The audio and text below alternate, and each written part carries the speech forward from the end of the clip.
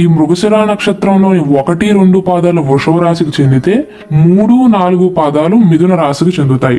ఈ మృగశిర నక్షత్రం యొక్క చిహ్నము జింక యొక్క తల. అధిపతి కుజుడు.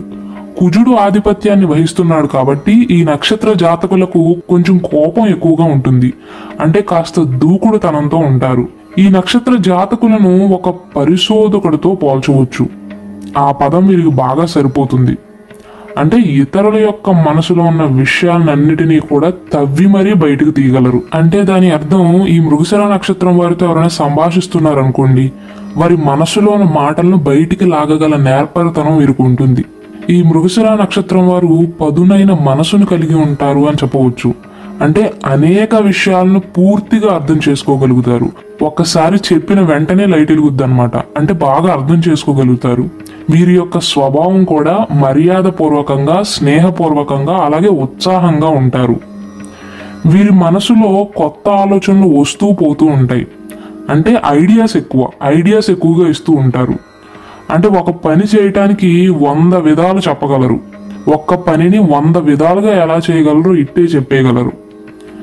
అలాగే ఈ మృగశిర నక్షత్రం వారు కొత్త మనుషుల్ని కలుసుకోవటం, వారితో స్నేహ సంబంధాలను పెంచుకోవటం, అలాగే అవసరం ఉన్న వారికి సహాయం చేయటం ఈ మృగశిర నక్షత్రం వారికి మనశ్శాంతిని ఇస్తుంది.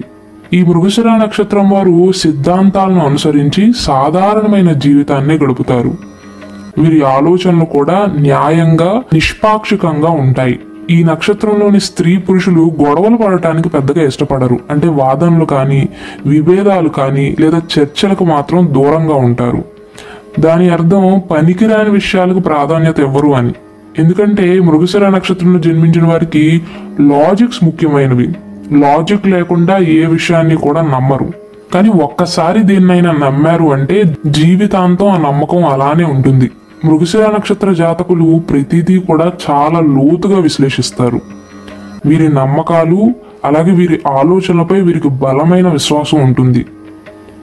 ఈ నక్షత్ర జాతకులు జీవితంలో మోసపోయే అవకాశాలు ఎక్కువగా ఉన్నందున స్నేహితులను కానీ, లేదా భాగస్వాములను అంటే బిజినెస్ పార్ట్నర్స్తో కానీ, లేదా బంధువులతో వ్యవహరించేటప్పుడు మాత్రం వీరి జీవితంలో అప్రమత్తంగా ఉండాలి. ఈ నక్షత్ర జాతకుల్లో ప్రత్యేకమైన న్యాయకత్వ నైపుణ్యం ఉంటుంది. అంటే లీడర్షిప్ క్వాలిటీస్ ఎక్కువగా ఉంటాయి. కొత్త పనులను ప్రారంభించడానికి ముందే అన్ని సమస్యలను పరిష్కరించడానికి ప్రయత్నిస్తారు. అంటే వీరు ఏదైనా కొత్త బిజినెస్ కానీ, లేదా ఏదైనా కొత్త పని స్టార్ట్ చేస్తున్నారనుకోండి, ఆ పనికి అడ్డొస్తుంది అనుకున్న చిన్న పనిని కూడా వీరు విడిచిపెట్టరు. ముందు ఈ అడ్డొచ్చేవన్నీ కూడా కంప్లీట్ చేసుకుని అప్పుడు మాత్రమే కొత్త పనులు స్టార్ట్ చేస్తారు. అంటే ఒక పని స్టార్ట్ చేసిన తర్వాత దాని మధ్యలో ఆపటం వీరికి అస్సలు నచ్చదు. ఒకవేళ మధ్యలో ఆపాల్సిన పరిస్థితి వస్తే అప్పుడు వరకు చేసింది వదిలేసి వస్తారు. అంటే ఒక పని స్టార్ట్ చేశాక అది 100కి 100% అయినా కంప్లీట్ అవ్వాలి, లేకపోతే 0% అయినా అవ్వాలి. అది వీరి స్వభావం.